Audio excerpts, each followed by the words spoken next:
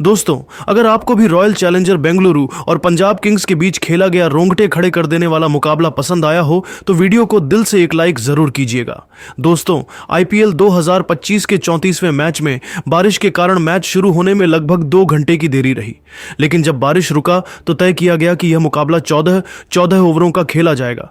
सिक्का उछाला गया तो पंजाब के कप्तान श्रेयस अय्यर ने टॉस जीतकर गेंदबाजी करने का फैसला किया। वहीं इस मुकाबले में रॉयल चैलेंजर बेंगलुरु को पहले बल्लेबाजी करने का मौका मिला। क्रिकेट के फैंस को इस महामुकाबले का बेसब्री से इंतजार था। पूरा स्टेडियम दर्शकों से खचाखच भरा हुआ था। बेंगलुरु की तरफ से पारी की शुरुआत करने के लिए उनके 2 विस्फोटक बल्लेबाज विराट कोहली के साथ फिलिप साल्ट के खतरनाक जोड़ी बल्लेबाजी करने के लिए मैदान पर उतरी। दोनों बल्लेबाजों के कंधों पर अपनी टीम को अच्छी शुरुआत दिलाने की जिम्मेदारी थी। वहीं पंजाब किंग्स की तरफ से हर बार की तरह गेंदबाजी की शुरुआत करने के लिए पहले ओवर में अर्शदीप सिंह आए। ओवर की पहली ही गेंद पर फिलिप साल्ट ने शानदार चौका लगा दिया और चौके के साथ अपनी टीम का खाता खोला। लेकिन इसके बाद अर्शदीप सिंह ने शानदार गेंदबाजी का नजारा पेश किया। ओवर की दूसरी और तीसरी गेंद पर फिलिप साल्ट को एक भी रन नहीं मिल पाया। इसके बाद फिलिप साल्ट ने चौथी गेंद पर प्रहार करते हुए गेंद को हवा में दे मारा। गेंद काफी ज्यादा ऊंचाई तक गई थी, लेकिन गेंद को दूरी नहीं मिल पाई और जोश इंग्लिश ने आसानी से कैच लपक लिया। अर्शदीप सिंह ने शानदार गेंदबाजी करते हुए मात्र 4 रनों के स्कोर पर ही अपनी टीम को पहली सफलता दिला दी। साल्ट अपनी टीम के लिए सिर्फ 4 रन बनाकर बेहद निराश मन से पवेलियन लौट गए। फिलिप साल्ट के आउट होने के बाद विराट कोहली का साथ देने के लिए खुद बेंगलुरु के कप्तान रजत पाटीदार बल्लेबाजी करने के लिए मैदान पर आ चुके थे। रजत पाटीदार के चेहरे पर विकेट गिरने का दबाव बिल्कुल भी नहीं दिख रहा था और आते ही उन्होंने 5वीं गेंद पर जबरदस्त चौका लगाते हुए अपनी टीम के स्कोर को तेजी से आगे बढ़ाया। फिर पहले ओवर की आखिरी गेंद पर रजत पाटीदार ने सिंगल लेकर अपनी टीम के स्कोर को आगे बढ़ाया। पहले ओवर की समाप्ति के बाद बेंगलुरु की टीम एक विकेट खोकर सिर्फ 9 रन ही बना पाई। दूसरे ओवर में पंजाब के कप्तान श्रेयस अय्यर ने गेंदबाजी करने के लिए जेवियर बार्टलेट को भेजा। जेवियर खतरनाक गेंदबाजी करते हुए दोनों बल्लेबाजों को परेशान कर रहे थे। रजत पाटीदार को जेवियर की गेंद बिल्कुल भी समझ में नहीं आ रही थी। दूसरे ओवर की चौथी गेंद पर रजत पाटीदार ने 2 रन दौड़कर स्ट्राइक अपने पास ही रखा। इसके बाद 5वीं गेंद पर सनसनाता हुआ छक्का लगाकर अपनी टीम के स्कोर को रॉकेट की रफ्तार से आगे बढ़ाया। दूसरे ओवर की आखिरी गेंद पर रजत पाटीदार ने सिंगल लेकर जेवियर के इस ओवर से 10 रन बटोर लिए। इस तरीके से 2 ओवर की समाप्ति के बाद बेंगलुरु का स्कोर एक विकेट के नुकसान पर 19 रनों तक पहुंच गया। बेंगलुरु का स्कोर तेजी से आगे बढ़ रहा था, वहीं पंजाब की टीम को दूसरे विकेट की तलाश थी। तीसरे ओवर में पंजाब किंग्स की तरफ से गेंदबाजी करने के लिए विकेट की तलाश में एक बार फिर से अर्शदीप सिंह आए, जिनका स्वागत विराट कोहली ने दूसरी गेंद पर सिंगल लेकर किया। ओवर की तीसरी गेंद पर रजत पाटीदार ने 1 रन दौड़कर स्ट्राइक विराट कोहली के हाथों में थमा दिया। अर्शदीप सिंह ने खतरनाक गेंदबाजी करते हुए तीसरे ओवर की चौथी गेंद पर विराट कोहली को अपने जाल में फंसाया। विराट कोहली मार्को जेनसन के हाथों कैच आउट होकर पवेलियन की तरफ लौट गए। विराट अपनी टीम के लिए सिर्फ 1 रन ही बना सके।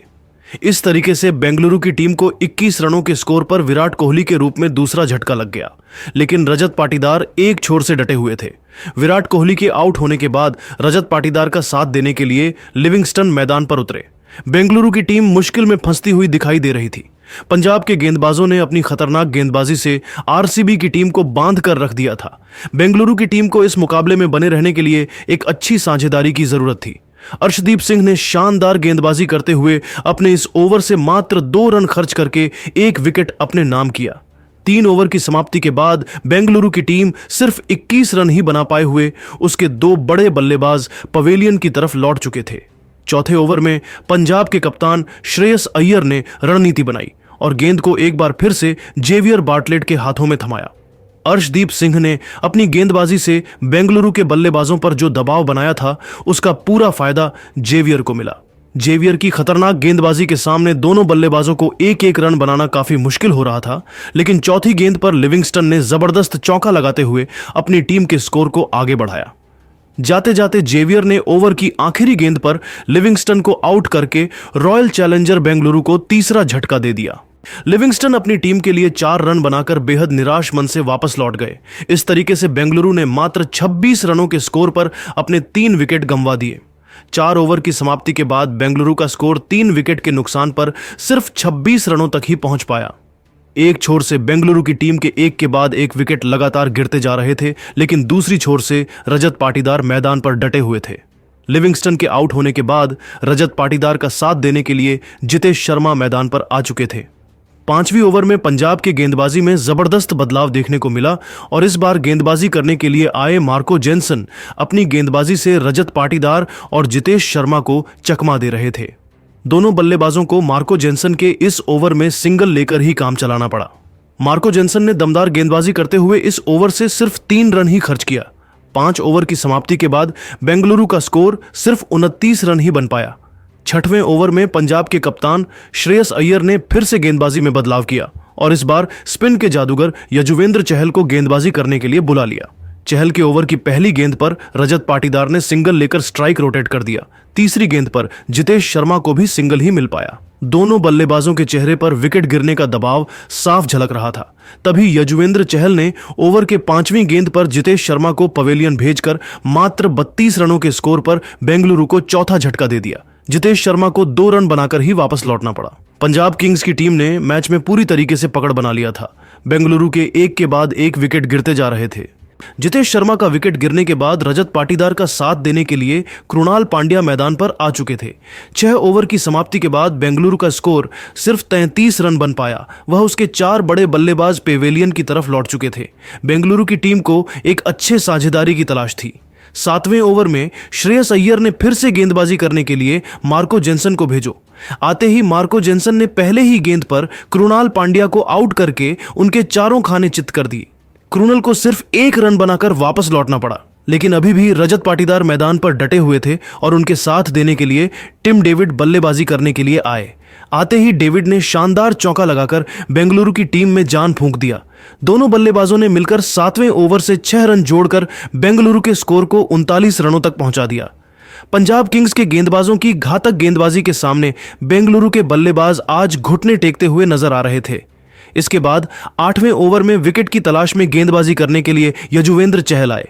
दोनों बल्लेबाज बड़े शॉट न खेलकर सिर्फ सिंगल से ही काम चला रहे थे, लेकिन एक चौथी गेंद पर रजत पाटीदार भी अपना विकेट गंवा दिए। अब पंजाब किंग्स की टीम पूरी तरीके से आरसीबी पर हावी होती हुई दिखाई दे रही थी। रजत पाटीदार के आउट होने के बाद मनोज भंडागे बल्लेबाजी करने के लिए उतरे। 8 ओवर की समाप्ति के बाद बेंगलुरु का स्कोर 42 रनों तक ही पहुंच पाया। इसके बाद 9वें ओवर में गेंदबाजी करते हुए मार्को जेनसन ने दूसरी गेंद पर मनोज भंडागे को आउट करके बेंगलुरु की कमर तोड़कर रख दी और अब बेंगलुरु की तरफ से बल्लेबाजी करने के लिए भुवनेश्वर कुमार मैदान पर उतरे। धीरे धीरे यह मुकाबला आगे बढ़ता गया। भुवनेश्वर कुमार और टिम डेविड ने मिलकर बेंगलुरु के स्कोर को 11 ओवर में 59 रनों तक पहुंचा दिया। 12वीं ओवर में श्रेयस अय्यर ने गेंदबाजी करने के लिए हरप्रीत बराड़ को बुला लिया, जिनका स्वागत भुवनेश्वर कुमार ने तीसरी गेंद पर चौका लगाकर किया, लेकिन हरप्रीत ने इस चौके का बदला लेकर अगली ही गेंद पर भुवनेश्वर कुमार को पवेलियन भेज दिया और अब टिम डेविड का साथ देने के लिए यश दयाल आ चुके थे, लेकिन हरप्रीत ने यश दयाल को एलबीडब्ल्यू करके उनको वापस भेज दिया। यश दयाल बिना खाता खोले पेवेलियन लौट गए। यश दयाल के आउट होने के बाद बेंगलुरु के लिए अंतिम उम्मीद के रूप में जोश हेजलवुड बल्लेबाजी करने के लिए आए। 12 ओवर के बाद बेंगलुरु का स्कोर 63 रन बन पाया। इसके बाद 13वीं ओवर में डेविड ने शानदार बल्लेबाजी करते हुए 2 चौके लगाए। इसके बाद भी टिम डेविड का बल्ला रुकने का नाम नहीं लिया और आखिरी ओवर में हरप्रीत बराड़ की जमकर कुटाई करते हुए अपनी टीम को सम्मानजनक स्कोर तक पहुंचाया। इस तरीके से अंत में डेविड ने खतरनाक बल्लेबाजी करते हुए 50 रनों की अर्धशतकीय तूफानी पारी खेलकर बेंगलुरु के स्कोर को निर्धारित 14 ओवरों में 95 रनों तक पहुंचा दिया।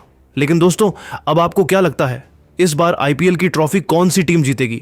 आप खुद नीचे कमेंट करके बताइए और ऐसी नई नई वीडियो के लिए हमारे चैनल को जरूर सब्सक्राइब करिए। धन्यवाद। फिर दीपक चहर खतरनाक गेंदबाजी करना ज्यादा दिख रहे थे, लेकिन चौथी गेंद पर अभिषेक ने चौका जड़कर इनका स्वागत किया। 3 ओवर में हैदराबाद का स्कोर केवल 22 रन बन पाया। चौथे ओवर में जसप्रीत बुमराह शानदार गेंदबाजी कर रहे थे, बल्लेबाजों को खूब परेशान कर रहे थे, लेकिन चौथी गेंद पर अभिषेक ने चौका जड़कर बुमराह का स्वागत किया। 4 ओवर में हैदराबाद का स्कोर केवल 29 रन बन पाया। 5वें ओवर में विकेट की तलाश में मुंबई की तरफ से गेंदबाजी करने आए एक बार फिर दीपक चहर, लेकिन इस बार अभिषेक शर्मा ने तीसरी गेंद पर शानदार चौका लगाकर स्कोर को आगे बढ़ाया। चौथी गेंद को भी उन्होंने चौके में तब्दील कर दिया। 5वीं गेंद पर भी चौका जड़कर दीपक चहर की जमकर कुटाई कर दी और अपनी टीम को 5 ओवर में 43 रनों तक पहुंचा दिया। अभिषेक शर्मा शानदार फॉर्म में आ चुके थे। मुंबई के गेंदबाजों को लगातार विकेट की तलाश थी। पावर प्ले का अंतिम ओवर में मुंबई की तरफ से लेकर आए विकेट की तलाश में एक बार फिर जसप्रीत बुमराह। इस ओवर में उन्होंने शानदार गेंदबाजी